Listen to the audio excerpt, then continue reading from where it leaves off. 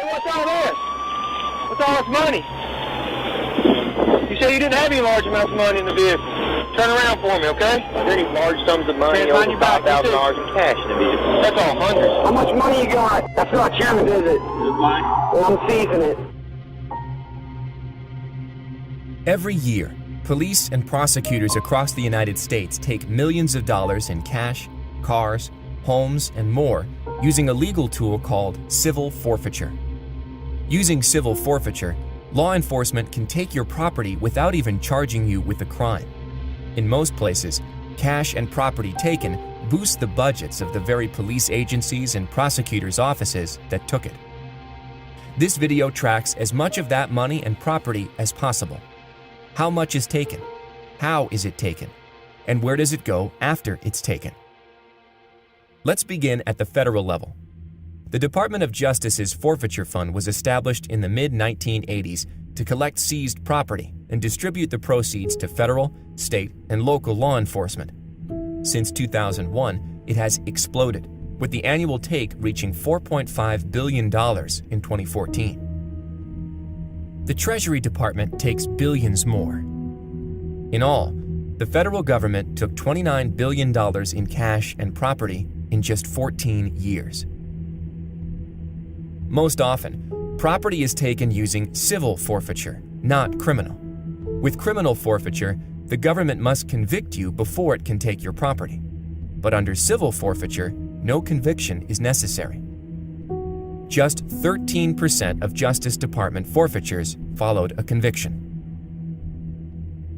Now let's look at another part of federal forfeiture: equitable sharing. This is a controversial program that allows local cops to seize property, turn it over to the feds, and get up to 80% of the proceeds back. Local law enforcement can use equitable sharing to bypass their own state's forfeiture laws and claim forfeiture money they couldn't otherwise get. Since 2000, the Justice Department has paid state and local law enforcement $4.7 billion out of cash and property taken through equitable sharing. Over 14 years, the annual equitable sharing take tripled.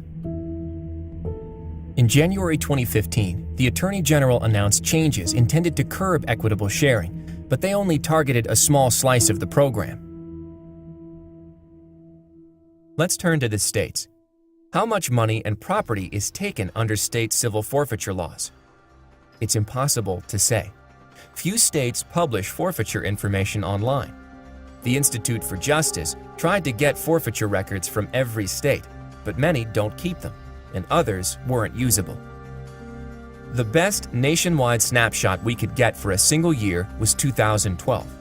Altogether, these 26 states and the District of Columbia took roughly $254 million in cash and property. We can look at a longer time period, but only for 14 states. In 12 years, these states' combined annual forfeiture revenue more than doubled. And what does law enforcement buy with all of that forfeiture money? Unfortunately, it's hard to say. Law enforcement is even less forthcoming about its spending than it is about its seizing, although IJ obtained data for a handful of states that provide a glimpse. Across these 4 states, most forfeiture money paid for equipment and law enforcement salaries, things that benefit officers by improving working conditions or even pay. Perhaps even more troubling, a large share of spending was simply marked "other," and there is no way to know what that money bought. For all that we don't know about forfeiture in the United States, we can say this for certain: civil forfeiture is a big and growing problem.